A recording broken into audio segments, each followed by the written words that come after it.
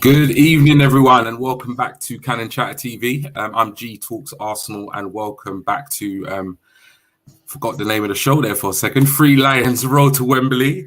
A little bit later than scheduled, and that's mainly because Lottie is a very popular lady at the moment, appearing on all types of live streams. But nevertheless, we are here, so nothing to worry about.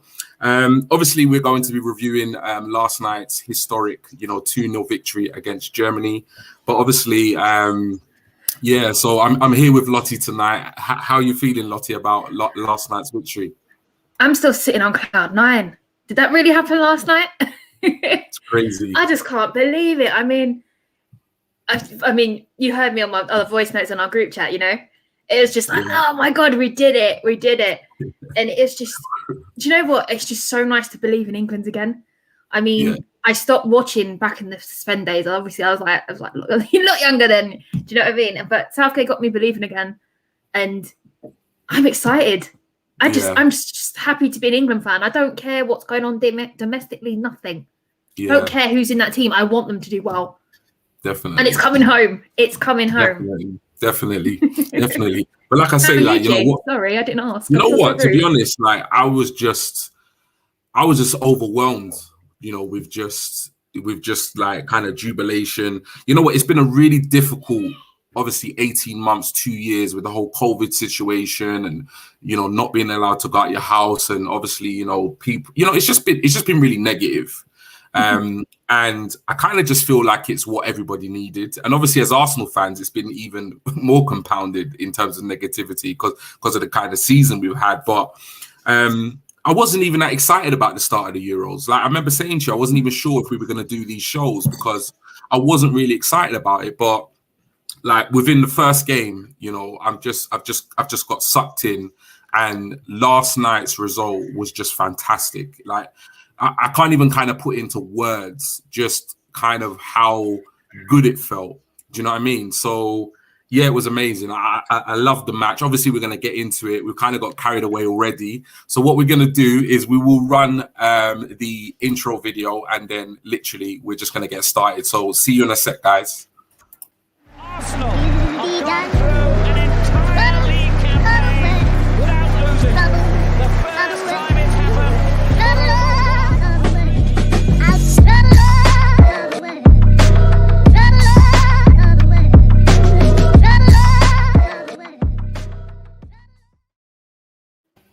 So yeah, good evening, everyone. Any of you who've just tuned in, we kind of got a little bit carried away before the show even started, obviously due to our excitement.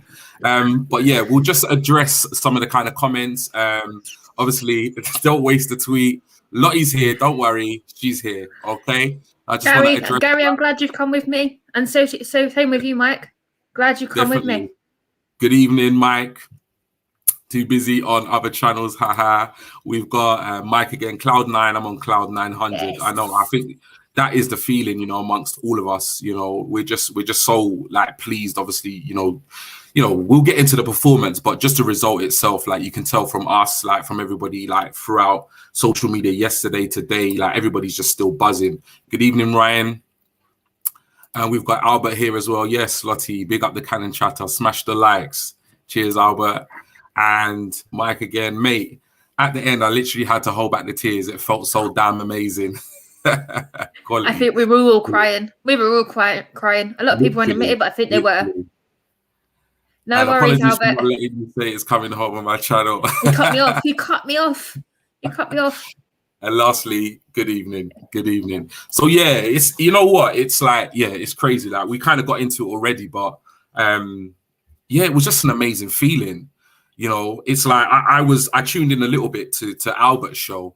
I couldn't watch it all because I was kind of doing stuff, preparing for the show, trying to eat my dinner at the same time. Yeah. But something he said that just really hit home for me, and I heard it last night actually, and that was the fact that we're looking at 55 years. 55 years since like 1966. 25 years. I heard it was also when Gareth Southgate actually missed the penalty.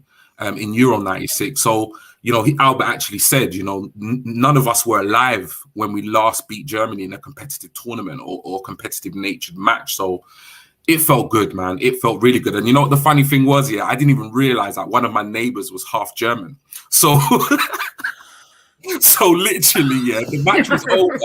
I was in the garden having a cigarette and a brandy and coke, and I was singing I was singing 3 lines on the shirt. I was screaming, I was shouting, and then she kind of looked down and went, all right, lap it up. I was like, oh, I was like, what's going on? And she was like, yeah, I'm half German. I was like, okay. I felt a little bit bad, but I was like, you know what? Sorry, not sorry. And I just carried on singing. So it is what it is. Yeah, but you learn something new every day.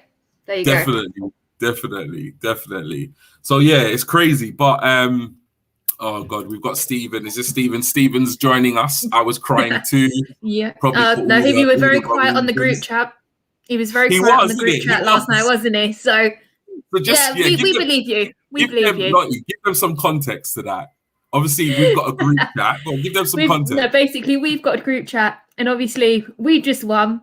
G sent me a massive loud. Well, sent the group a massive loud screaming voice note, and obviously I had to send one back, and then all night until about maybe midnight, it was just me and G talking England. Literally. He just went very quiet. Do you remember when I was like messaging you, like after all like the hysteria and all of that, I actually said to you, I was like, how did you get an England shirt? Where did you get an England shirt from? Because do you know what? I was straight on it. I tweeted before the game, if we win this game, I am ordering my England shirt with Saka on the back, and I've done it, and I will have it hopefully by Monday. Quality. Well, I managed to get one. I managed to get one. I'm so pleased for you. I was worried you didn't. Tomorrow. Fingers crossed it's supposed to be coming tomorrow.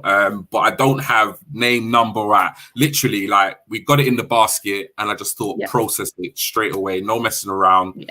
And so, fingers crossed it's coming tomorrow. But obviously, guys, thank you for tuning in. Evening to everybody who is watching.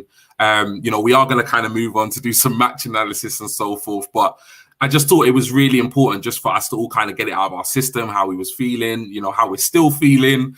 And then, we'll kind of, get into it now. Just a couple more comments before we move on. Mike, it's like when they showed the young girl at the end who's going to hell for laughing at her. G, can we come back to that later? Yeah, we can. A little bit of a downer. Mike, we'll come back to that. Definitely. We'll come back to that one. And I was going mental in Madrid. Very happy. Brilliant. So, so the first thing I obviously want to speak about is we're going to go straight back to the lineup. Now, is that clear for you, Lottie, or should I make it a little bit bigger for me, please? Just blow it up for me. Just a tiny bit more. Yeah, perfect. Yeah, cool. If it's too small, guys at home, let us know, because I can see that. I don't know about anybody else. Now, I know when this lineup came out, we were not obviously feeling anywhere near, as excited as we are now. And maybe it wasn't necessarily to do with the first 11. But I know this lineup came out about maybe an hour and a half before. And a lot of it, initially wasn't the actual lineup. It was to do with the absence of DCL in the whole 23-man squad. So we're gonna put our excitement to a side for a second and just kind of, because I know we had conversations about this on the WhatsApp group. Even I don't really usually react to lineups or react to people being left out, but I even had to retweet a couple of tweets and kind of put my opinion out there, which I don't really like doing. So what were your thoughts with regards, obviously, the lineup itself and in particularly the absence of DCL in the 23-man squad? Right, you saw my first reaction. I mean, our star boy started. That was just what I wanted. But what I didn't see, I wasn't seeing Grealish on there. And I saw him on that bench and I was like, so Saka gets the start, but Grealish doesn't. Question mark. And a lot of people did interpret it as me saying, oh, Grealish should have got the start over Saka. I would never say that. He's our star boy. Can we just set the record straight on that? I absolutely adore him. And then I was looking down, obviously, the rest of it, I was quite happy with it, to be honest, because big games, Maguire, Stones, Walker, they all turn up. They're always up for it. And I've actually lost my nervousness when I watch Pickford now. I'm actually quite comfortable and relaxed. I don't get that on the seat, oh my God, is he going to do a Leno vibe anymore? Yeah. He's been phenomenal. Yeah. Rice and Phillips, no complaints with them two in the middle at all. I think the only thing I would have changed is I would have slung Kane on the bench, put Sterling in the middle, and put Grealish on the right. It was worth the risk because the service that kid would get would be like being at sea. Again, if I'm honest with you, I think the only issue with Sterling would be his aerial presence. Because he's small, he can't jump that high. But Kane's aerial presence is an issue for me anyway. Back to DCL. I just could not believe it. We had 2 keepers on the bench and no DCL. How does that make sense? Yeah. I still can't quite fathom it myself. I mean, once I tweeted my response to it going out. I mean, you were saying it's exactly the same thing to me, and then I was like, I just tweeted that. So I can't fathom it. I don't know how this kid's not even getting game time. Yeah, it's crazy, you know. It's crazy because, you know, like I said, I try not to be. There was a time when I was really kind of reactionary in terms of like lineups. Not to talk about Arsenal, but there was a time when I'd react, you know, every single lineup that would come out, and I just thought to myself, I've made no, excuse me, excuse is not the right word. I've made no kind of qualms about the fact that I'm not particularly a fan of Southgate. I'm not, but I just thought to myself, you know what? At the end of the day, we're at the Euros. We can't change the manager. There's no point fixating on what he does and what he doesn't right. But at the same time, when the news broke about DCL first, I was just gobsmacked. Like for me, it was just like we've established, like we've said in our lives, the whole country knows that Kane up to this point hasn't had a good tournament, and bar his goal. You know, no disrespect, he didn't even have a great game up until that point. And I just thought to myself, how can you not have a second option? Like, it doesn't make any sense. You know, given the season, you know, Calvert-Lewin's had, given the fact we've got 2 goalkeepers on the bench, I just thought to myself, you know, had Kane pulled up or had we needed to take him off and to give us another option, we've literally got no option. And for me, it was just, at that point, you could tell, like, we were both livid. And I wasn't feeling very optimistic about the game at all. And even when the actual lineup came out, you know, obviously I would have liked Grealish to start, etc. But I was just kind of fixated on the fact that, you know, DCL hadn't even been part of the 23-man squad.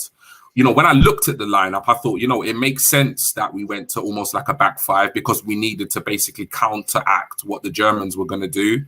You know, it made sense. We had 2 holding midfielders, which is, in a way, I knew he wasn't going to drop Sterling. So I could understand why Grealish was on the bench to a certain extent. But yeah, not having another like clear-cut centre forward on the bench for me was crazy. And I think I said in the WhatsApp group that, you know, this may come back to bite him on the arse because, you know, we both did. We both did. I had a bit of a meltdown when Kane went down with his knee, and I was like, who? Excuse me, who the hell are we going to use now? Yeah. Well done, Southgate. Yeah. Give you a round of applause. Idiot. I was so livid, but thank God he got up. I was just absolutely relieved. Yeah, it was crazy. It was crazy. And I think at that point, like a lot of England fans, I think we were all feeling a little bit uncertain. For me, it just kind of reinforced, just my doubts about Southgate, because I honestly, at that point, could not really understand the logic behind, you know, not including him, because I just thought, you know, if this goes south and Kane has, you know, a similar game or doesn't get onto the score sheet, then what do we do? Like, do we take off Kane and bring on Sancho? Like, do you know what I mean? Like, you'd obviously think Sancho would replace Saka or Sterling, but for Kane, we didn't have a like for like option. You know, so that was really worrying. That was really worrying at that point. So yeah, just flicking through the comments here, Stephen. If you haven't already, hit the like button, please. Show G and Lottie some love. Appreciate that, Stephen.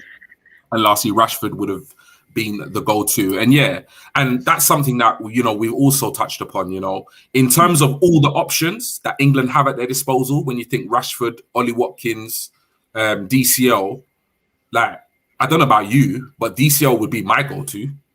Yeah, I mean, Rashford hasn't been himself for months. That's it. I don't watch him at United, but for England, he's like not been himself. His head's elsewhere. Yeah. There's something else there that's going on, and I don't know what it is. And I sort of see him come on, and I think, okay, let's see what you do with him. Within a couple of minutes, I'm thinking, no, flat. Yeah. That's it. I mean, if I had to, those front three I mentioned earlier, of Grealish, Sterling, and Saka, I'd put DCL in the middle. Oh, that would be brilliant. That would just be beauty. Yeah.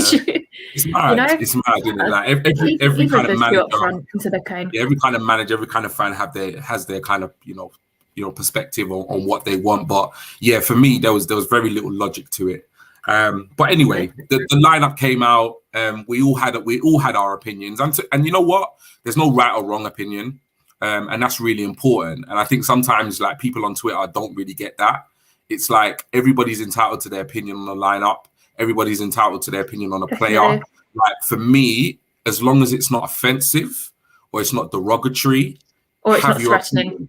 Exactly. Have your opinion. Exactly. Express your opinion. You know, people just need to kind of take a little bit of a chill pill and understand that everybody's entitled to think what they want. And if you don't like it, just keep scrolling. Oh no, definitely, definitely. I think I got into a debate with someone about Xhaka, and I said, "Look, I respect your opinion, but I don't agree with you." And that person turned around and said to me, "I know this is off subject," and said, "Thank you for doing that, because I thought you were going to sit there and argue with me." I was like, "No, it's crazy. You've got your opinion. Go away." It's crazy. But yeah, so obviously the actual first half, obviously the whistle went. The game started. I'm not really going to go through kind of like match incidents and stuff like that in the first half, because there probably were chances and stuff like that. And to be honest, I have to be completely honest, the first half and even throughout the match, I was so engrossed that I kind of had to start making notes once I'd watched the replay and the highlights, because like my kind of Cannon Chatter TV hat was off, and I was just fully out the window. Yeah, I was just there. I was into the game. So you got sucked in. I couldn't take notes. I was as well. That's fine. Don't worry. Obviously, the first half wasn't great in terms of a spectacle. What did you make of it? It took us 20 to 25 minutes to get in to it. Yeah. I mean, it was just so rigid and so negative. And I'm like, at one point, I counted 15 passes between Shaw. Who was it? And I think, no, it's the South Yorkshire boys. 15 passes in a bloody triangle. 15. I'm like, what are you doing? We can't sit here all day. German sticks their foot in. That's it. Gone. There was nobody else behind them. And I think they were just before the halfway line. And I think we didn't really wake up until Sterling had his first shot. And then all of a sudden you could just see it. Like Maguire was up for it. Shaw was up for it. And they start, even like you could just, silly things when they were down the other end. I think the Havertz goal, not the goal. Well, his shot on goal, I should say. I saw Maguire screaming at Pickford for not doing his job properly. And I love seeing that. If the cameras weren't on it, we wouldn't have seen it. We had Pickford screaming at the defence. And I'm like, oh my God, this is mind-blowing. I've never seen this from an England player. I think Albert mentioned it just now on the other stream. There's such a different mentality with these guys. I think Rio Ferdinand said it. When they were playing for England, they would have their stupid club rivalries within the England team, and they would sit on separate tables and have lunch. And Southgate has changed that mentality for them to be sitting together. I think Reece James came out and said, "Oh, we don't give a shit about club rivalries. We're playing for England. Yeah, we might have it during the season, but we play for England." And that's what I'm seeing as well. Now I think about it, and it makes me excited. No, it's good. It's good. You know what? For me, it was like when I first started watching it, and like I say, this is just my opinion, but I kind of felt like Germany looked more comfortable in the system, like in terms of the tactics and the way they kind of set up with the wing backs. It's like it almost felt as though like in the first kind of 10 to 15, 20 minutes, that it almost felt like they had an extra player than us, because it just seemed to be like they were kind of winning, like, the first ball. If they weren't winning the first ball, they was winning the second ball. And they just seemed to be all over the place. They were doing a lot of closing. And it just seemed as though, like you said, they settled into the game a lot quicker than us. And I feel like they were they were much more comfortable with the system. And I'm not going to lie, the first part of the first half really actually got me quite nervous. I thought for the first kind of like 10 to 15 minutes, I wouldn't say it's the best I'd seen Germany play this tournament, but they definitely looked up for it. Like they looked up for a game. And I wasn't sure at that point if the England boys were. And I was thinking, oh, here we go. But obviously the kind of, the first half kind of came and went. And even like the start of the second half, it was like, it started to kind of warm up and you could see England kind of putting, a couple of passes together and so forth. And there were a couple of substitutions. But on the 74th minute, and, people need to start putting some respect on this guy's name, I tell you. On the 74th minute, it was just amazing. Like basically, I can't even remember the way it went, but actually Sterling started the move. He drove at the German defense. He played it into Kane. Kane held it up, passed it out to Grealish. Grealish put Shaw through, and obviously Shaw put it on a plate. And there he was, the man of the moment, steered it in the goal. Like at this point, I know it's a stupid question, but how are you feeling? Do you know what? I'm going to have to eat humble pie here. I'm seriously going to have to start eating humble pie because for every single show, every time in these matches, I am telling people this geezer has got no end product. And I deliberately say it. I do deliberately say it. No, keep saying it. He likes to me to shut up. But he has been absolutely phenomenal this last game. I mean, his movement has been it was like the other two games, I thought he was quite like second gear. Do you know what I mean? But this game, he was just so intelligent with his movement. Yeah. He was everywhere. Got a little bit greedy, but what winger doesn't? Definitely. But he was just everywhere. And I wish he'd play that like every game. And then I can't complain. But he ain't got no end product. But I'm going to say it because he's now scored 15 in 20 games for England. That's crazy. I'm not complaining. Yeah. He is like, I don't want to dare say it. He's clinical because he's not. Oh no! He's not clinical without the service. Let's get that straight. That is no mean feat. At international level, regardless of the opposition. 15 goals in 20 games. Season. That's it. Yeah. So he's doing brilliantly. Yeah, no, it's crazy. You know what? Like for me, at that point, I was very conscious of the time on the clock at that point, leading up to the goal, and I was sitting there and I was nervous, and I was thinking to myself, you know what? One goal wins this game. Like literally, one goal wins this game. And I was also very conscious of the fact that one error is gonna cost either side this game. And I just thought to myself, as the time went on, even though I could feel like England were growing into the game, I was so nervous. The history, all of it. The opposition. Southgate doubts, the DCL not being on the bench, Kane not being in form, all of it was kind of going through my head. And I thought, you know what, like, I just can't see us winning this game. And obviously he popped up and he got the goal. It wasn't a spectacular goal, but he was in the right place at the right time. But I tell you, whether the goal was great or not, it felt like it was the greatest goal of all time. Yeah, no, it did. It did. I mean, we scored against Germany. I mean, I enjoyed watching Saka put Rudiger on his backside. It was hilarious because he eventually realized this kid's not going to give up, and it was just obviously I think he was off by that time, but this is like previous to goal, and I think their German of defense was just out of sorts, especially when Grealish came on, just completely out of sorts. Although I did think that swap was the wrong move, but evidently I was wrong. No, obviously because I didn't want to see him go off. As we move on, we're gonna actually highlight some of the players in terms of like their performances, not only in this game, but kind of like in the tournament so far. But yeah, Sterling, 15 goals in 20 games, as you said. I can always rely on you with the stats. 3 games, I believe it's in 4. Yeah, one of only 2 scorers that we've had in the competition. And Sterling's our top goal scorer. Yeah, he's having one hell of a tournament. He's having one hell of a tournament. Which is good for us. So keep saying he has no end product because it's working. Okay, it's working. Are you with me on that one? I know you're listening. What's that? Oh, it's breaking up a little bit. Can you hear me? Yeah, I can hear you, but it's just breaking up a little bit. Sorry. That's all right. Okay, can you hear me now? Sorry, my internet, my internet keeps dropping, so I do apologize if I don't hear you. I'll hit you in the box. Sorry, everybody. No worries. We got some key stat here. Well, okay, Mike, can I just say the last time England kept 4 clean sheets in an opening tournament was 1966.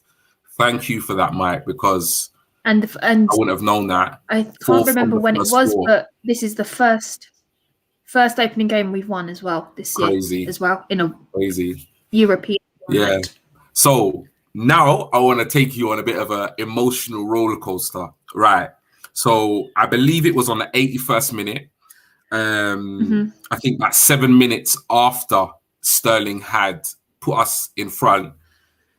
The crazy thing is I was watching this game with my son. Actually, we was all watching it as a family.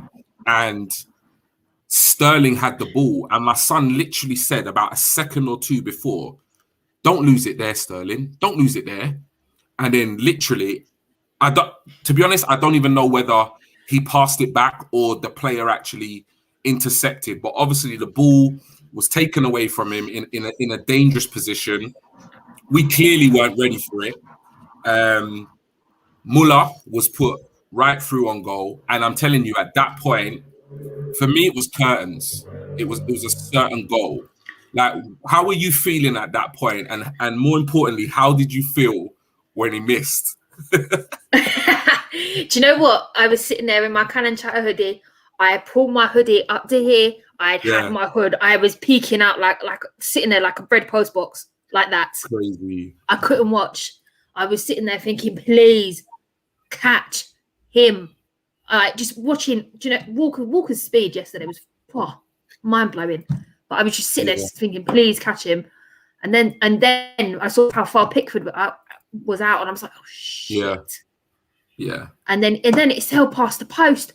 I literally launched myself off the sofa over my coffee table, and I was like, yes, screaming my head off. I mean, I heard one of my neighbours. It's like street over. I heard their back garden. It absolutely lit up. But so he never misses that though. That's what I don't get. Literally, goal, he never misses. Yeah, and that's the thing.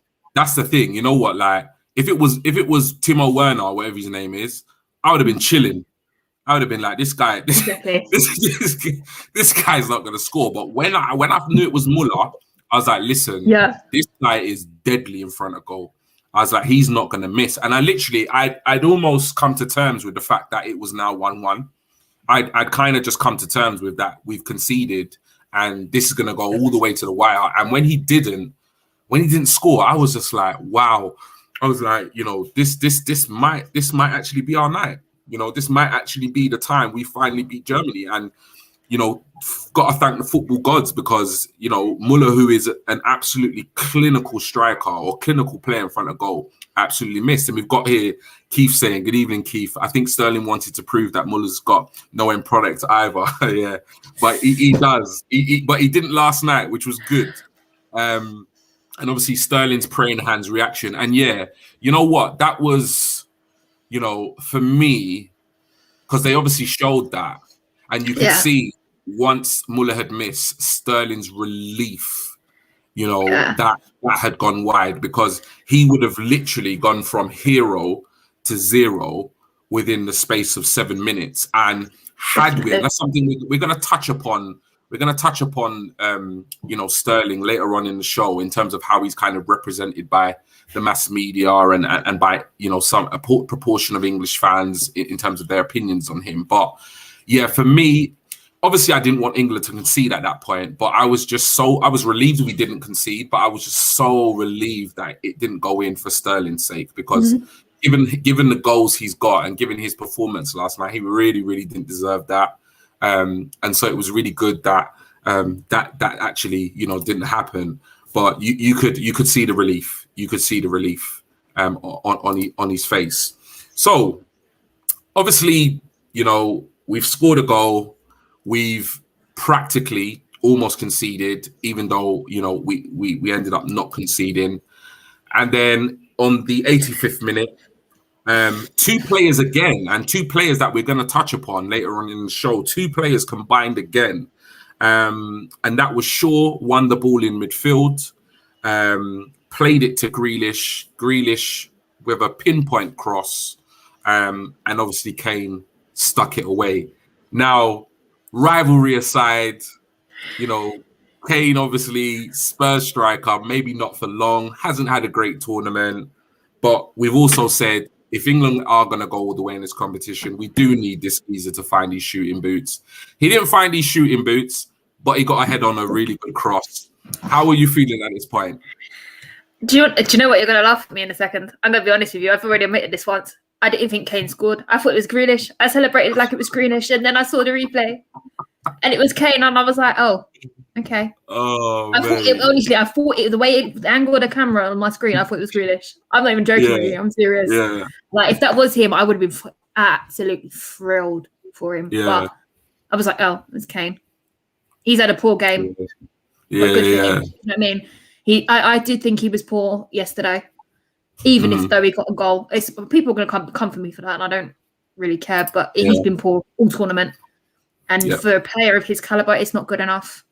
If Saka was the same, I'd say exactly the same because at the moment it's country over club. Definitely, me all the way. Definitely. No, I agree with you. I agree with you 100%. And I think for me, I saw a similar opinion on the show you was at 7 because I tried to kind of tune in as much as I can, and it was differentiating between when we're rivals during the Premier League season and when we're now England fans, and Spurs fans taking it, because I've got family members that are Spurs fans and taking it quite personal in terms of when England fans criticize Kane, but it's you got to understand we're not talking about him in a Spurs shirt. Yeah, but I also see Arsenal fans. Sorry, Gia. Yeah. I see Arsenal fans getting offended, getting criticism on Saka. You can't criticize the kid at the moment, but we would do the same. I mean, at the moment, I love it. I love it when England, because most people know my stepdad is a Spurs fan. Yeah, and it's war in this house during the season. It's war. I'm not going to lie. And like the banner is just on point, but when England's on, we're actually on the same side. It's brilliant.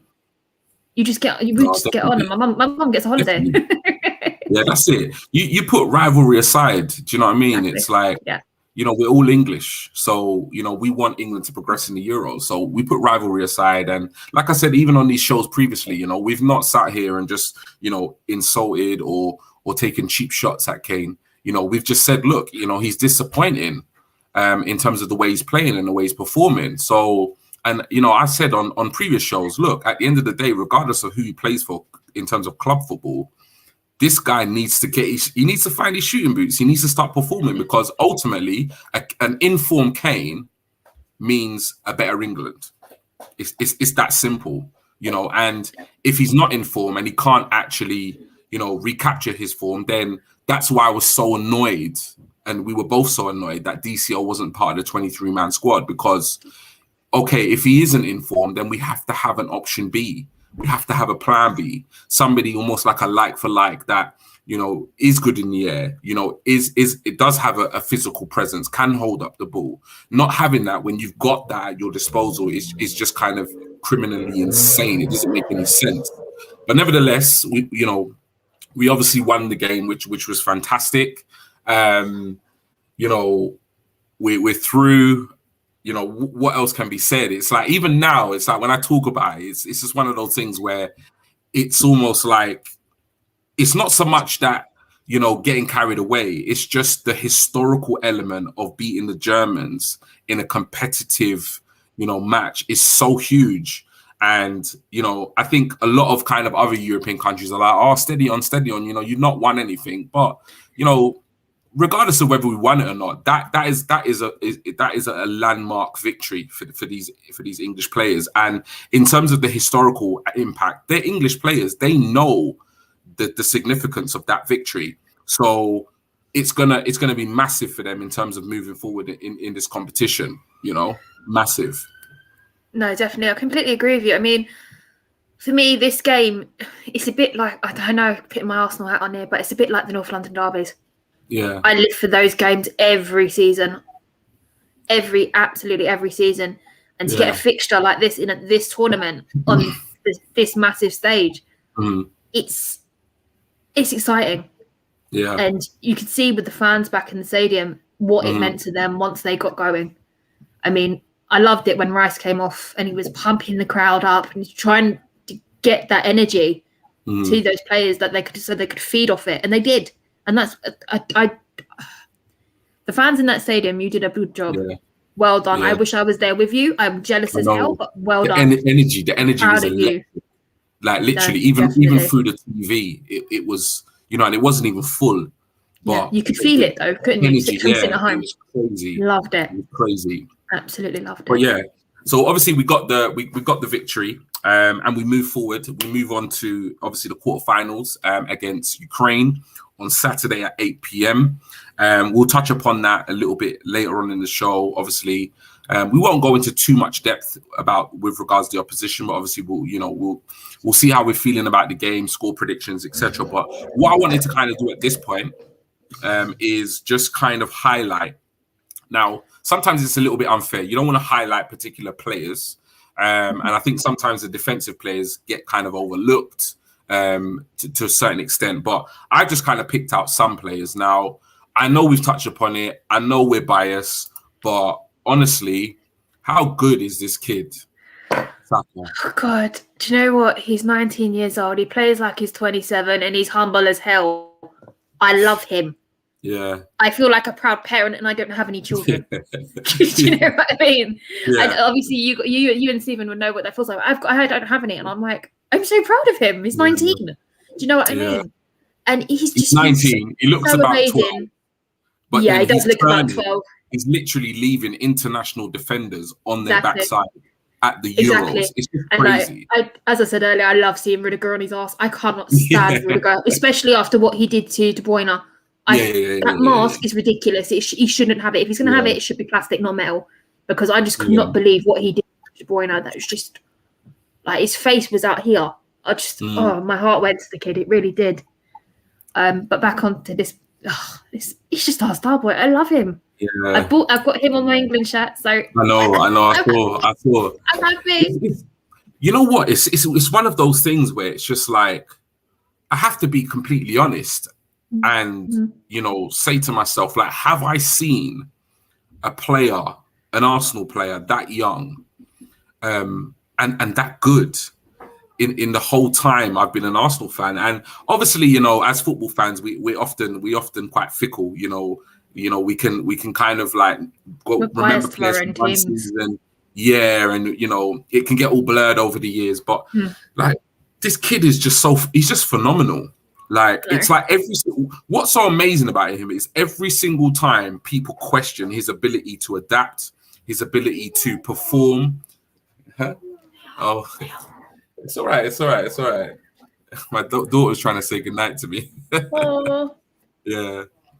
But yeah, so for me, it's like every time he, we look at him and we question, his ability to adapt, his ability to perform, whether it be in the league, whether it be in Europe, whether it be for England, it's like he just has an answer. Like he has an answer every single time in terms of his performance. And yeah, there's just nothing more we can really say about him in terms of like how well he's playing, or more any kind of more accolades, we can bestow on him. He's just a phenomenal player. He just really is. And to be 19 years of age and to be playing like this at an international tournament is just incredible. It really is. So yeah, he's definitely one for me that's been a standout. Now, in terms of, I'm just going to go through some of these comments here. So we've got here. We've got attack, no more safe tactics. Yeah, that is something that we can probably touch upon moving forward. We've got Saka is world class. And that's kind of, that's kind of one of the things where, I think realistically, I wouldn't necessarily say he's world class at this point, but I would definitely say that he is potentially world class, and I do feel as though that he's going to be working towards that. But yeah, he is top draw. That's for sure. He's a top draw player. What would you say, Lottie? Would you say Yeah, would you say he's For his kind of age, touching upon that category already at this stage? for his age group, I'd say yes, but league wide, he's working on it, and he's got so much potential. And I cannot wait to see what this kid brings to Arsenal. Yet alone England, I cannot wait. We've got to tie him down for a long time. He's not going nowhere. We do. We really do. We really do. Can't do it. But moving on, obviously, I think we could sit here and talk about Saka all night. But another player, that I want to highlight. I think he's just kind of quietly gone under the radar in terms of his performances so far, and he had a part to play in both goals yesterday. I don't like to use the term pre-assist, but he, one possession in the middle of the park for the first or the second goal. I don't remember which one it was. Actually, it was the second goal, and then obviously the first goal he laid on an assist for Sterling. He's really surprised me in terms of his performances. I've never rated Shaw, and I never rated him pre-Man United. I never rated him whilst he's been at United. So, but I don't know whether it's because I've got my England cap on and I'm actually looking at how he's playing for England. But what's been your opinion on Shaw? Obviously, in last night's game and the tournament in general. Do you know what? I have never rated him. Is the comparisons? Oh God, here we go. Arsenal hacking again. The comparisons between him and Tierney, I just will not have none of it. I just won't. I mean, but I did enjoy watching him last night. Yeah. I mean, he was getting in that space, and because he hasn't. I don't think he played in the other two games. I can't remember off the top of my head. Yeah, he hasn't played in every game, but I think he's featured in at least 2 of the 4. Yeah, no, he was just brilliant last night. I mean, he wasn't marked. He was just rarely marked. He was in the right space at the right time, and it led to both goals. Yeah. So I'm pleased with him. Yeah, I really am. Definitely. We've got here Mike saying Luke Shaw definitely had something at halftime. First half, he was getting forward anywhere near enough. But second half, he was very good. Yeah, definitely. Yeah. And I don't know what like I said, in the locker room at halftime. Yeah, I've made no secret. I've never rated him. Honestly, I didn't really get it before United. I didn't really get the big money move at the time. And what I'd seen of him, I've always thought like he looked kind of out of shape, kind of out of his depth. I just never really rated him as a player. But looking at his performances, and particularly, last night's performance, I think he really definitely impressed me. I'll go as far as to say that he did impress me, particularly in the second half. Now, moving on to another player who is probably my most favourite player that doesn't wear an Arsenal shirt is Mr. Jack Grealish. Now, fanboy. I have to admit, when the lineup came out, I was a bit annoyed that he wasn't starting. But at the same time, I could see and I could understand what Southgate was doing with regards to, 5 at the back, wing backs, the 2 kind of holding midfielders, etc. But what a player to have to come off the bench. He is just such an exceptional player. And for me, he was one of the key factors which swung the game in our favour in terms of in that second half and when he made his appearance. Yeah. So what do you make of Grealish? Should he be starting? Should he be treated more as an impact substitution? What did you make of his performance last night?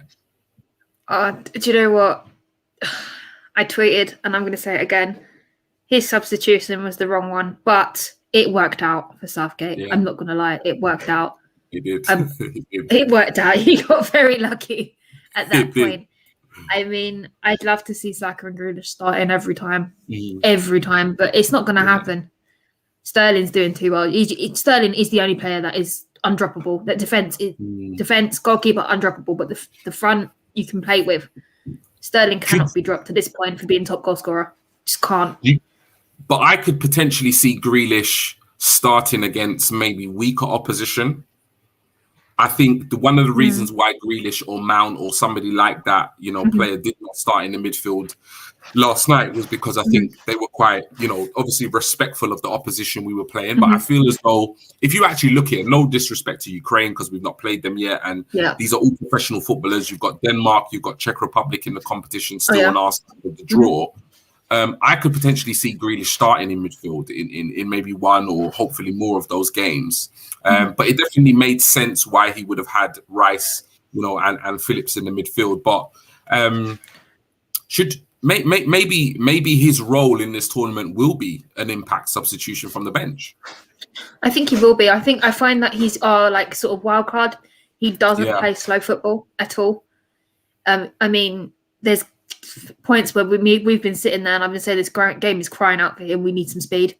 Just too bloody slow. But yeah, no, him as an impact player is just impact substitution, I should say. It's just it's brilliant. I love it. But I'd rather him play the full 90 than just cause hell, absolute hell on that preferably on the right wing. Yeah. Good evening, NDB30 TV. All I've got to say is, Saka all day. Saka all day. Do you know what? Sancho's had a good season, but Southgate don't rate him. No doubt. Southgate don't rate Sancho. Not happening. You know what? That's actually a really good point. NDB30 TV. I was actually quite surprised that Sane and Gnabry didn't start, and I was actually really surprised that it took so long for them to actually. I think Sane came on in like the 85th minute, and I think out of all the players Germany had, those two players would have really scared our back three, or our back five. They would have really potentially caused problems, but it's a bit of a mystery. Obviously, I wasn't really deep in the Germany lineup because I didn't really care, but it wasn't until I think when they were actually introduced and I thought, why did they not start with these geezers? Because those two are dangerous players. Like, what do you think it was? Do you think the Germans were very much mindful of what England had to offer? What did you think it was? Do you think that they saw it more as a physical battle with Stones and Maguire rather than going with? Yeah, I do, because we know Stones, we know Maguire. They're going to get stuck in. That's what they do. Yeah. I mean, I think with the likes of Sane will go over like a stack of spuds. Yeah, just tap him and he'll fall over. He's so skinny compared when you look at the build, and it's just like poke him and he'll fall over. Yeah, no, definitely. I mean, I've seen him do it enough, so it was better that he stayed where he was as far as I was concerned. But yeah, I did kind of panic when Gnabry came on. I was like, oh shit. But I shouldn't have doubted the midfield. They were doing great. I shouldn't, I do regret that. But as we all know, we know what Gnabry can do. If you watch the Bundesliga, you know what he can do. That's it. He's one of those players you just got to be wary of. Even Sane, we know how Sane plays, and it's like, And again, I think for him it would be he'd have to have the right service as well. And you can say this, like, say Germany are aging all you want, but those players didn't turn up. As far as I'm concerned, I don't care how old they are; they didn't turn up. Yeah, and it's crazy. It's like here we've got Gnabry. Good evening, Gnabry. Would have turned it on. Both Sean Trippier would have been out the races. Yeah, I didn't really clock it until it was like late in the game and I saw them coming on, and I thought to myself, like, they would have given those wing backs a game, and they would have given them something to really think about in terms of on the counter. So I must admit it didn't cross my mind, but when it did, it massively surprised me that they didn't actually one star or two actually get included at a kind of earlier point. But moving on, obviously, another comment here. Big up Pickford, by the way. Different gravy in comparison to he does for Everton. And you know what? You must have been reading my mind, because that was the next picture I had lined up. So in terms of phenomenal Pickford, phenomenal. What can you say? It's like my son. We was watching the game, and my son actually said to me, he said, does this geezer only turn out when he's got an English shirt on? He was like, do you know what? Your son sounds like a comedian. He's spot on. Like, he's just so spot on. And as I said earlier, I'm no longer nervous watching this guy in an English shirt. I love it. Crazy, I absolutely love it. Like, it just seems to be just like a different player. Like, definitely, the passion, the saves. I have to admit, Maguire did save his bacon though once, because he wasn't watching the left post. And I remember the camera being on Maguire, and he absolutely screamed at him, and I was like, oh my god, I love it.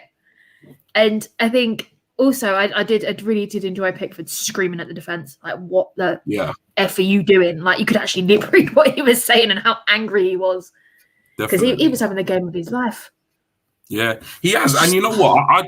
I would say he's had a really strong tournament. Obviously, you know, we can't really fault the defenders, and I think that's the thing about being a defender, you know, because even though, you know, I never played professional football, but you know, it's always a position on the pitch that they never really get the just, you know, deserves the accolades that they should. But you know, we've kept however many clean sheets. You know, it's one of the reasons why we've progressed, because up until yesterday, we've not scored that many goals. So even though, okay, Sterling's got 3 and 4, but we've not been prolific. But what has kept us in this tournament, you know, is the fact that, you know, we haven't conceded any goals. So, you know, that's why we're in a position. And I think Pickford has definitely, you know, played his part in that. You know, there are times when he hasn't had much to do, but anytime he's been called upon, he's actually just done what he's supposed to do. You know, and that's not always something we can say of Pickford. You know, like you said, Lottie, there are times when you just feel nervous, innit? Every time the ball's at his feet or a cross comes in, you think he's gonna flap at something. But give him his just deserves. You know, he's actually had a really good tournament so far, which is good. Yeah, thing is, with me, I don't have confidence in keepers. I watch Leno all season, and I'm going to keep saying that. And it's just fantastic to watch someone who knows what they're doing and that can do the basic saves after this season. Yeah, no, definitely. And the last kind of 2 players, like I say, I'm not going to go through through the whole squad, because obviously, you know, we'll be here all night. But I think you kind of touched upon it a little bit earlier, and these two. Obviously, you know, the two midfielders in the middle. It's not the greatest picture, but we've got, for those of you who don't know, we've got Calvin Phillips and Declan Rice. Obviously, Calvin Phillips had an amazing first game, you know, kind of debut to kind of big international stage. I think since then, people may have been kind of slightly underwhelmed by his performances since then. But obviously, you know, I believe that, you know what it is about these 2 players for me? They go about their business the way good centre mids go about their business. Quietly, unnoticeable, and they just kind of get the job done. And the one thing I really like about Calvin Phillips, even though sometimes it can cost him, is just how often he breaks up the play. He intercepts. You know, it's almost like he's just walking around the midfield with a dustpan and brush, and he's just kind of sweeping up, you know, all the mess and or buckets. You know, he's trying to catch all the leads. What have you made of these 2 so far in this competition? Oh, do you know what? Calvin Phillips, he was in beast mode last night. He's such a massive squad player, and he will take the yellow if he has to. Yeah. Which for me was a little bit concerning, but he took it for the team, and I don't really care.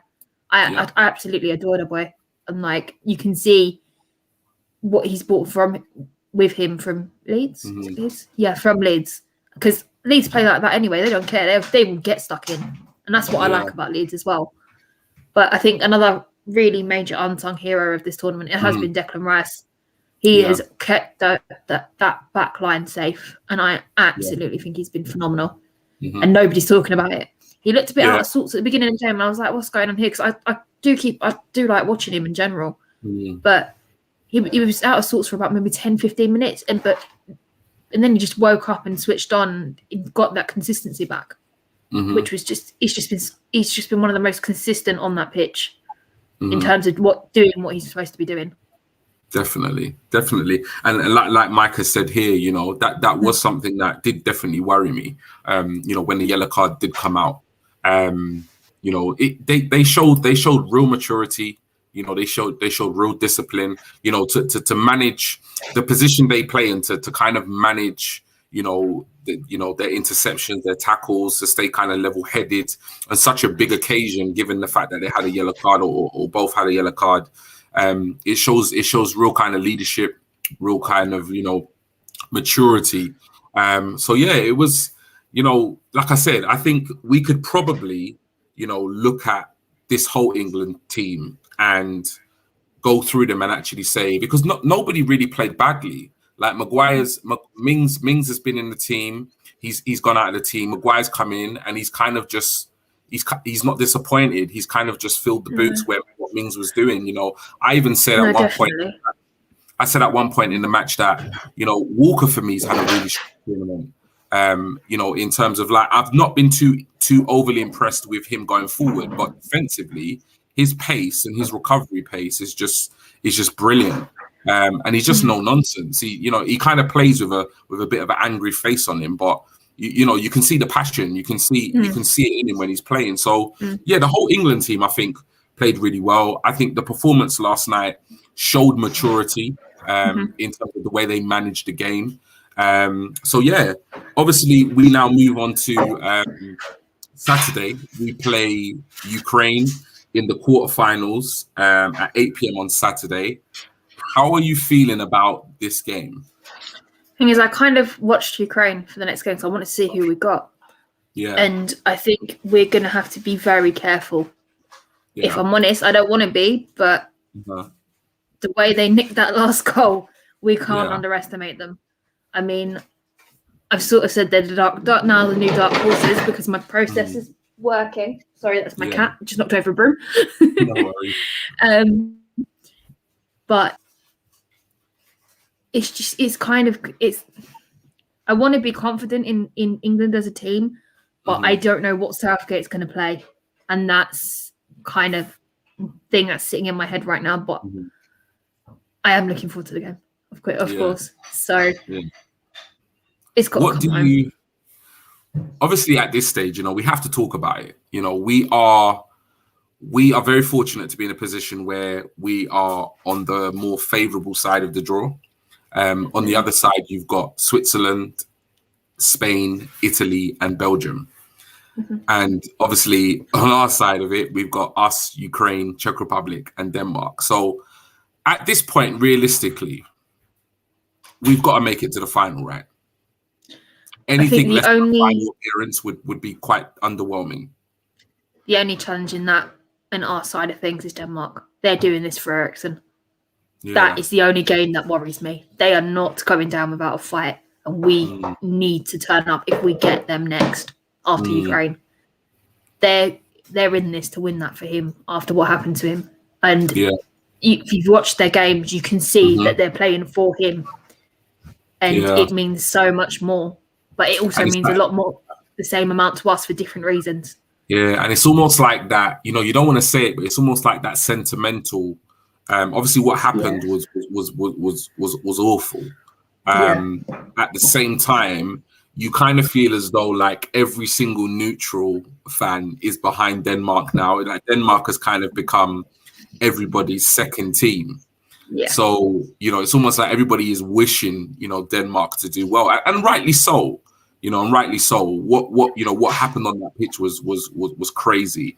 You know, and we just got to thank God that obviously Eriksen is well and he's alive.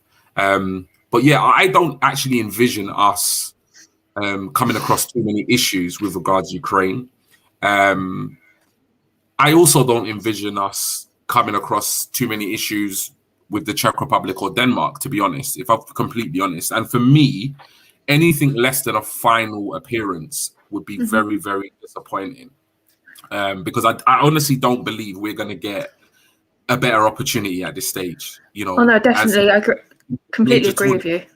To play the Ukraine or Czech Republic and Denmark to get to the final, man, we're fortunate. You know, we're really, really, really lucky. Definitely, but I mean, we beat the biggest challenge. So I'm with you, but I'm just concerned about Denmark. That's the only team I'm worried about. Don't care about the rest. Mike has kind of echoed that. He's worried about Denmark.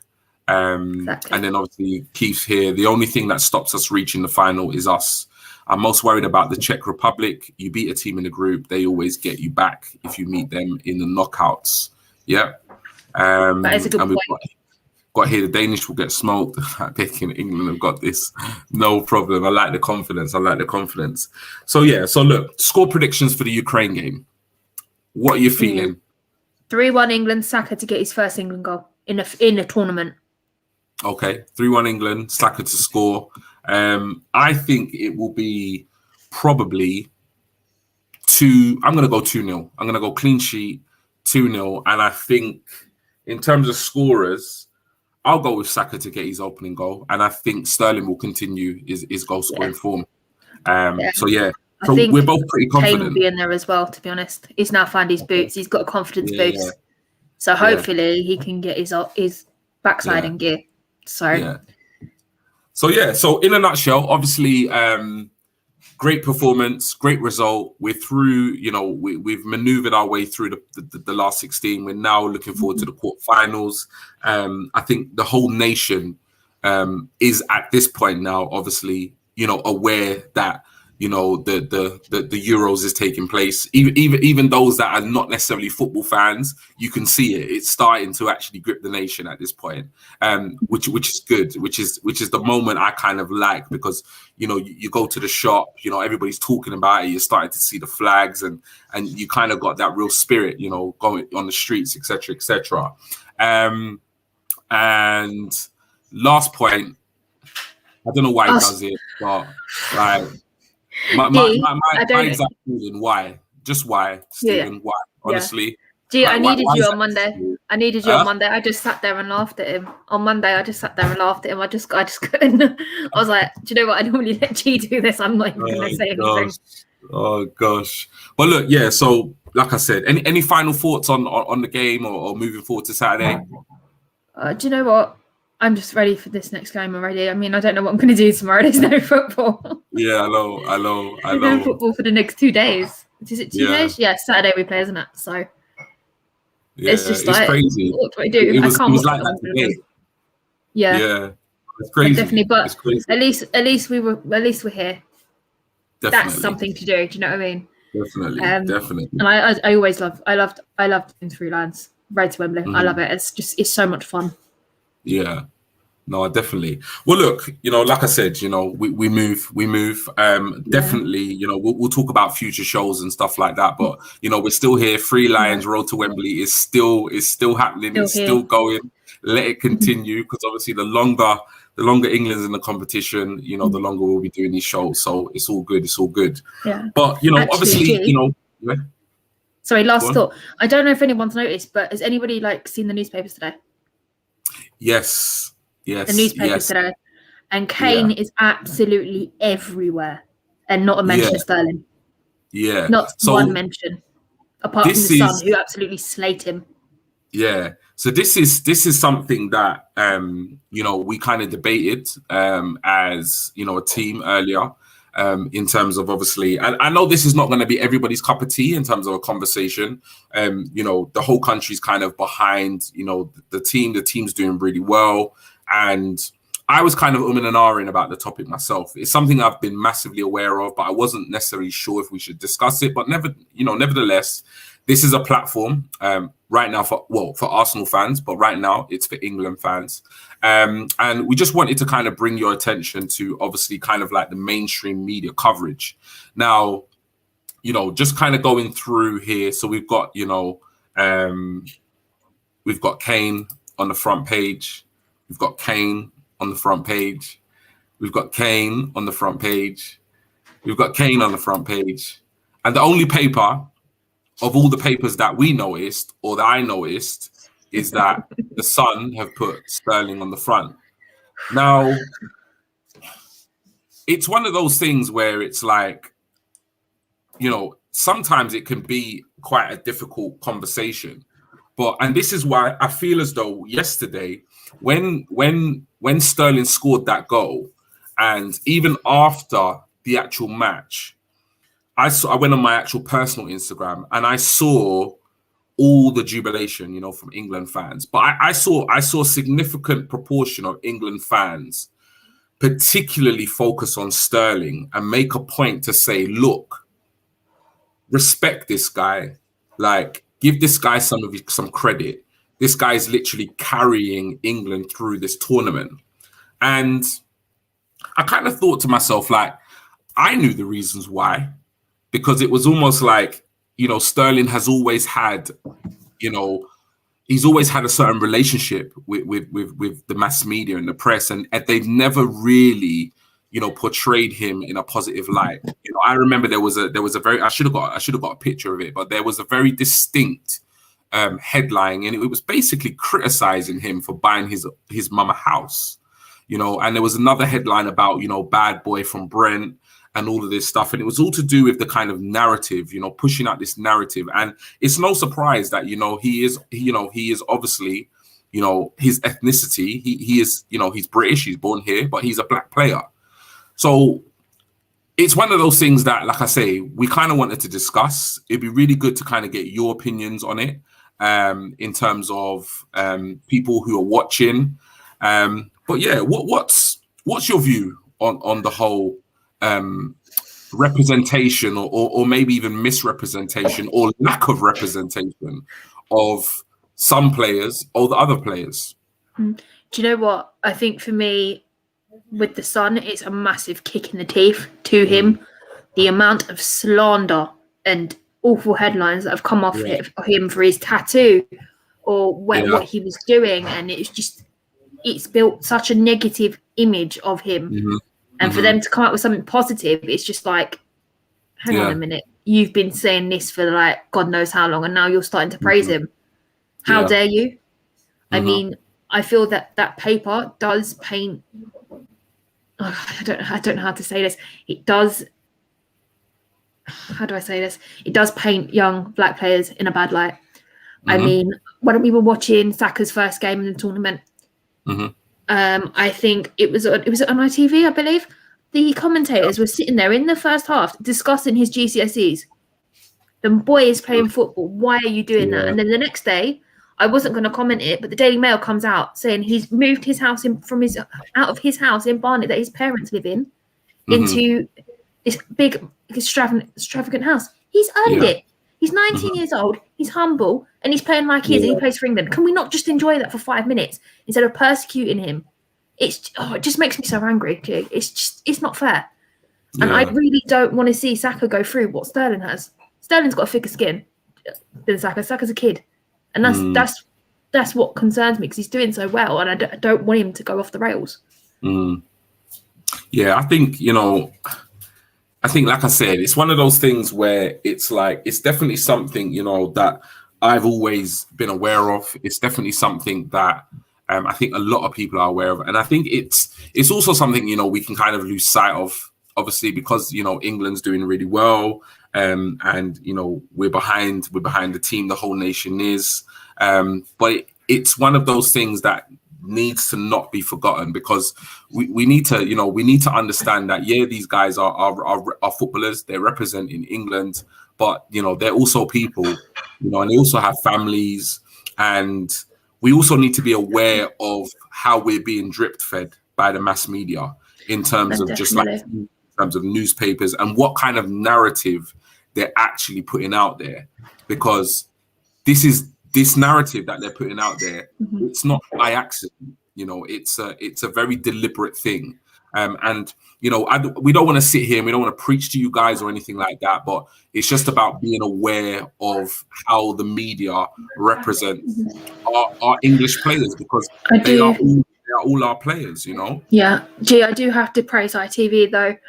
I've tweeted the clip if anyone wants to go and check it out on my Twitter handle. There was a clip where Sterling ended the game, Sterling had come off his pitch and he'd gone to get his son, and the steward had tried to stop him, and he was absolutely having none of it. And it was just like, that's just the sweetest moment. He's like, what are you talking? You can see his lips. What are you talking about? That's my son. Like, go away. And there's been so many incidences where I've seen stewards try and do that, and for him to go and get his son anyway and say, excuse me, bye-bye. Do you know what I mean? It was such a warm feeling, and it's nice to see him in a positive light like that. But nobody's talking about it. Nobody's like, fans are. I know I have been. Well, you have been as well because you've been retweeting. But no, media's not even talking about it. I mean, it should have been a picture of him and his son on that front page this morning, not Kane. Definitely. And I think, that's a really good point. Like what, Mike has said there, from someone who partially works in the media, there's definitely an element of selling their article to get people talking and get the paper selling. And it's true, it's true. At the end of the day, controversy, that kind of narrative, it sells, it's what it interests people, even if it's one of, because ultimately, even if you think about it, like, and that's why I wasn't sure whether I wanted to touch upon it, because we're talking about it. Do you know what I mean? And I'm very much like that conversation I was having with you the other day. There are a lot of times when I see a lot of negative things. Now, I don't really watch the news. I haven't bought a newspaper for years. And the reason why that is because I see the narrative that they put out there. And this is not just about race. This is about loads of things in society. It's about social class. It's about gender. It's about race. It's about all sorts. And I just don't really dig it. So I just don't expose myself to it. Do you know what I mean? But we just need to be aware of it, Yeah, and the thing is, I think with the media, I find this is probably going to get me a load of stick, but I find that the system that's been set up is designed to put us head to head and have these problems. 100%. So we're so busy fighting amongst ourselves that we don't realize what the real problem is. I think 100%. I've been saying this to a couple of people this week. I said, if we lie to the government, we get thrown in prison. Yeah. If they lie to us, it's being called a politician. And like I picked this up from a Tom McDonald song. It's just like they've just renesate those words have resonated me all week, and I'm just like, wow. I mean, we're all talking about Matt Hancock right now. Has anybody noticed that Boris is in Portugal? I didn't even know that. Yep, I saw it on Twitter. He's in Portugal. Yeah, sorry to bring politics into the show, but it just sinks in at this point. It just makes me so angry. Yeah, no, it's even crazy. Though I can't do anything about it. It's crazy, but like I say, we're not going to spend too much more time on it. It's just something that we wanted to discuss because I know privately it's something that's bothered me for years and years and years in terms of like either a lack of representation or misrepresentation of particular groups or particular people in society. And this is not just about football. This is just kind of general societal issues. So that's about it really in terms of obviously the show itself. There is a couple of things. Now, one thing we want to, remind you guys of is we do have a subscriber or a subscribe challenge. Now, you probably would have seen the updates going out on Twitter and so forth. Now, the challenge is, if those of you who don't know, and if any of you are watching and you haven't subscribed to the channel, please do hit subscribe, okay? We have a challenge where if we hit 500 subscribers by the 13th of August, Stephen, who is not with us because he doesn't particularly like England, particularly as we see in the comments. Exactly. If we hit 500 subscribers by the 13th of August, he has agreed to bleach his hair blonde. Now, the second part of this challenge is if we achieve 1,000 subscribers by the 31st of December, I believe, of this year, I have agreed to bleach my hair blonde. Now, if you want to see Stephen bleach his hair blonde, please do subscribe if you haven't subscribed already. Spread the word, retweet whatever we put out with regards to this challenge and get Arsenal fans on board so we can actually see this. And if you really want to see me do it, then obviously just continue to do that. And I'm sure we can achieve this goal by the end of this year. In terms of your challenge, are we going to discuss that or are we going to I was meant to announce it on Monday. Okay. Right. So go guys, ahead. If you get us 2K subscribers, I will go and get G's friend to give me a tattoo of G and Stephen's choice. And I am not even joking. I am terrified. But guys, you need to be subscribed. You've got to the beginning of next season. There's no way we're going to get 2,000 before Christmas. It's not going to happen. Man. But you've got to the beginning of next season. Oh, G, you got to do the eyebrows as well, by the way, and the bleaching. The comments are in there. You got to do the eyebrows as well. I was going to let you get away with that, but no, it's got to be done. I'm literally you said you were doing the beard. Some of these comments, and I'm thinking, I don't even want to put them up. Like, what's going on here? Like, what have we got here? Okay, all right. So let's start making our way through some of them. So great show, G, Lottie. Discussion points. Thanks, Gary. Else someone else would and won't be real with it. Brilliant. Thank you, Gary. They're just coming thick and fast. We've got Keith. Great show, you two. Keep doing what you're doing. Oh my God. NDB 30 TV. Why are you doing this to me? Eyebrows makes me do too. Why G, are you? To be fair, G, you said you were going to do your beard as well. You didn't. Yeah, you know what?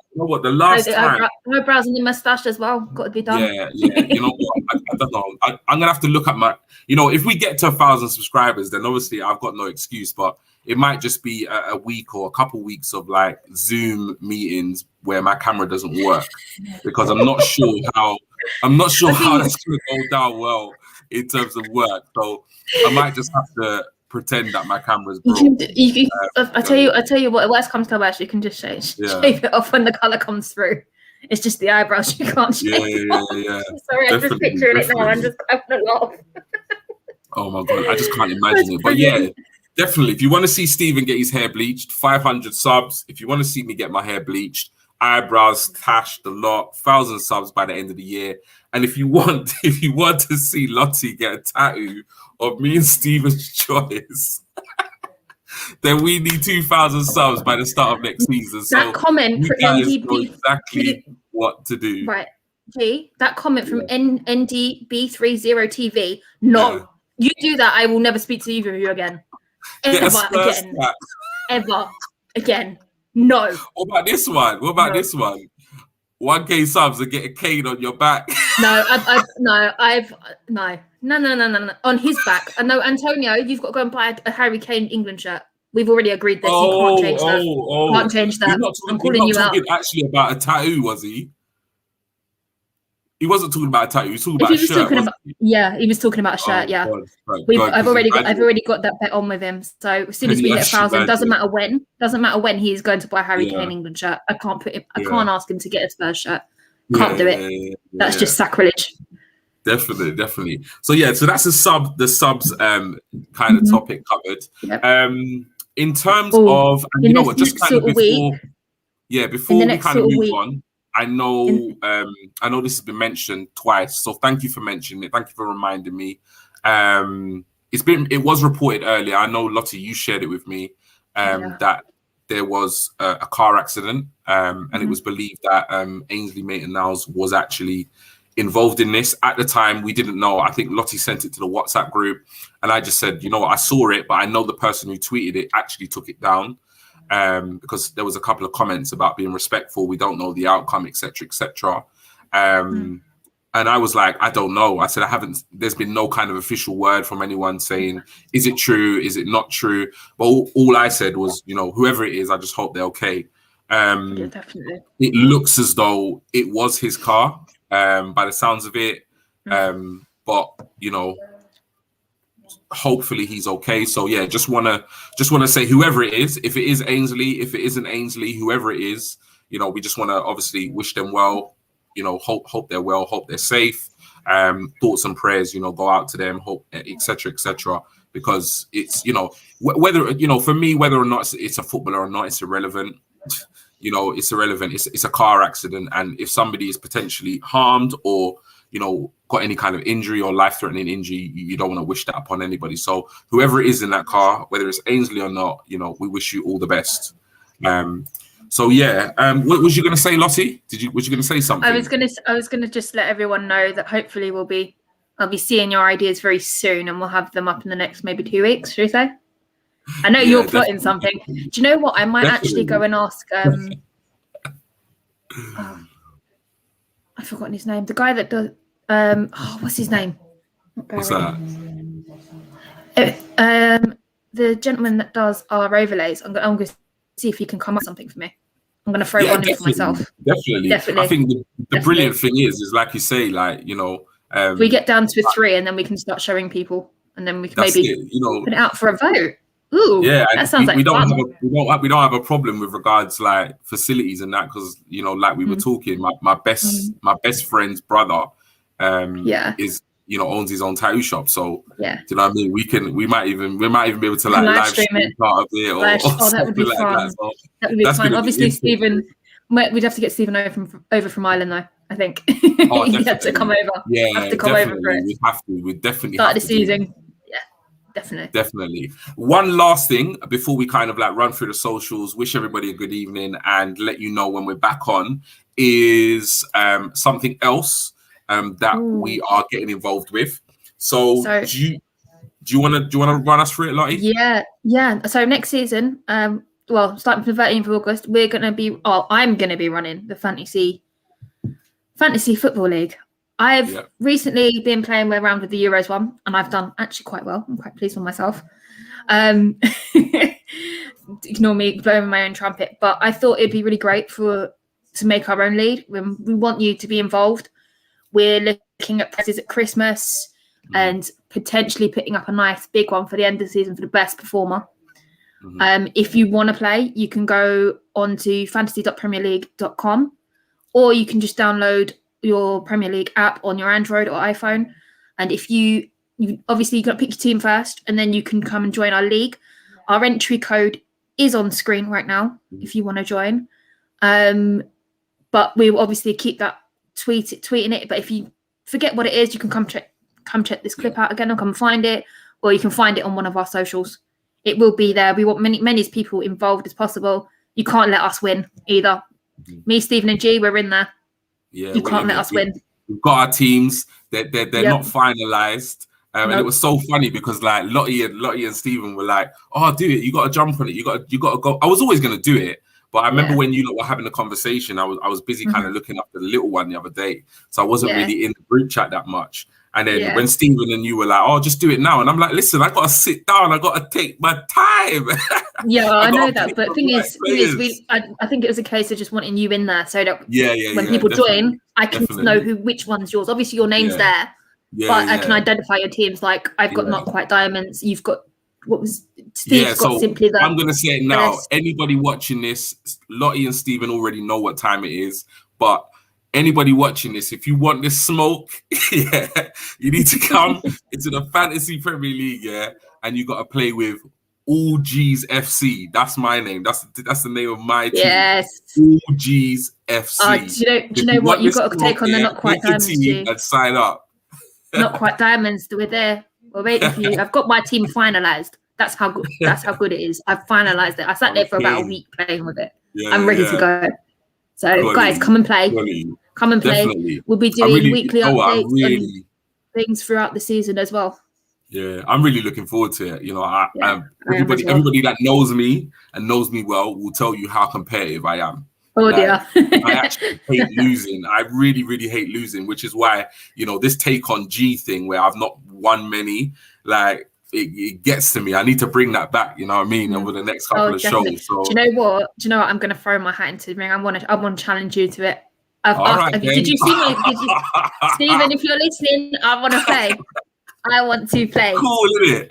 Cool. Yeah. You see how the way you're just calling me out, you know? I'm hosting live. Right. You're just calling me out online. Too right. Quality, all right.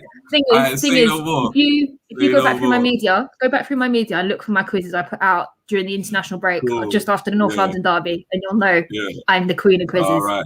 So. All right. I'm ready. Right, what we're gonna do now on that note is we're gonna run through the socials. So Lottie, can you run for the socials for me, please? Okay, guys, everybody that's tuning in live right now, thank you for joining us tonight and keeping us very much entertained. Yeah. Regardless of the Spurs tattoos comments. If you want to come and find us on Facebook, come and join us look us up at Cannon Chatter, or you can come and join us on Instagram, Cannon_chatter. Or you can come and join us on Twitter, which is the main account, is at Cannon Chatter. If you want to follow the wonderful Stephen, who's not an England fan, you need to come and follow him at SB Cannon Chatter. Or if you want to follow my wonderful co-host sitting right next to me, it's G Talks at Arsenal. Or if you want to come and follow me, it's Lottie with 2 I's _B. Or if you want to relive last season all over again and feel my pain, come and go check my blog out, lottieafc.blogspot.co.uk. And finally, make sure you subscribe, turn on those notifications, and hit that like button. And let's just get us to 500 or 1,000. I want to see these guys bleach their hair. I want my blonde crew. Come on. We've got to hit the first, do you know what I mean? We've got to hit the first landmark, which is 500, and then you can start working on 1,000. But if we could reach all 3, that'd be fantastic. But, you know, regardless of whether we reach those, obviously we want to, we really appreciate your support. But regardless of whether we reach those milestones or not, we just really massively appreciate all your support. You know, the fact that you guys are with us kind of every show, you know, tuning in, commenting, following our content, we massively, massively do appreciate it. So we just want to say that. In terms of when we are back, so we are back. So England are playing. So I actually think it's going to be a little bit different this time. I haven't even discussed this with Lottie. But moving forward, obviously England play on Saturday. It's very doubtful that we will be doing a live after the match. But probably chances are we will be doing it on maybe Sunday. We may even combine the rumour mill with an England review. I'm not too sure yet. Obviously, myself, Lottie, and Stephen will discuss. But what is for certain is that we will be back reviewing the Ukraine game. I'm just not sure of a day and a time yet. And what is also certain is, like clockwork, we will be back on Monday at 9 p.m. to do rumour mill episode 7. So that is for sure. That's set in stone, like it is every single week on a Monday. And I think by then we probably would have signed maybe 1, if not 2 players, by the looks of things. So fingers crossed for that. But yeah, do tune in on Monday at 9 p.m. Rumour Mill. If you've not watched it before, you're massively missing out. You need to come and join us. 9 p.m. on every single Monday. We're here. Sometimes we got guests. Sometimes we don't. Sometimes it's 2 of us. Sometimes it's all 3. But what is for sure is that we talk Arsenal transfer deals or potential deals. In terms of England, we will let you know with regards to Twitter in terms of what we're doing, when the show is, what time it is. But yeah, that's when you can see us next. Massive thank you for everybody who's obviously been watching. And just going to go through, you know, some of the comments. So NDB 30 TV, great show. Thank you both for giving up your time. You're keeping me off the other Arsenal channel. Nice, nice, nice. We've got here shirt, England, not Spurs. He promised me. Deals on Antonio. Okay. Superb show, G and Lottie is coming home. It definitely is. Well, it feels as though it's coming home. I'm feeling more and more confident, but you know, we'll have to. Yeah. Allow yourself to say it. Believe it. Go with it. I've gone down the rabbit hole. You're coming with me. Yes, that's what I like to hear. Yes. Yeah, it's coming home. Wonderful show. Much love to you both. Love the red combo. You're missing the. Oh God. Look at this! Look at this! Look at this! Yeah. I'm missing the red lipstick. I don't. You know what? To be honest, NDB 30 TV. I don't think anybody on this stream wants to see me with red lipstick. To be honest, I don't think it will be a very pleasant view. No. We'll probably lose all the viewers. Actually, do you know what, dear? If you lose a bet with me, I'm gonna keep that. I'm gonna keep that as an idea for you to wear for a whole show. I'm not even joking. I'm serious. Oh gosh. Thank you for giving me the idea. Starting to get out of hand. From Mike, we've got here, love the fantasy football stuff. Yeah, definitely, guys. Like, literally jump on that. You know, that's something that we're definitely doing as a team. So yeah, please do jump on that. We've got to the 13th of August to get it finalized. 100% will join and share. If obviously we put the code up and stuff. If for whatever reason you've not seen it, you're not taking a picture of it or anything like that. We'll put up some kind of link, or you can just DM us, you know, get the details, etc. Gee, we can put the link in the video, couldn't we, when we upload it? Yeah, definitely. Yeah. We'll sort it out one way or another. Gary's ahead of me. We've got here, Mike, get something serious, like Sol Campbell tattoo, lifting the double. Oh, it's up to G and Stephen, I'm afraid. I get to pick one at least, so I'm happy with that. Stephen is still with us, despite it being an England show.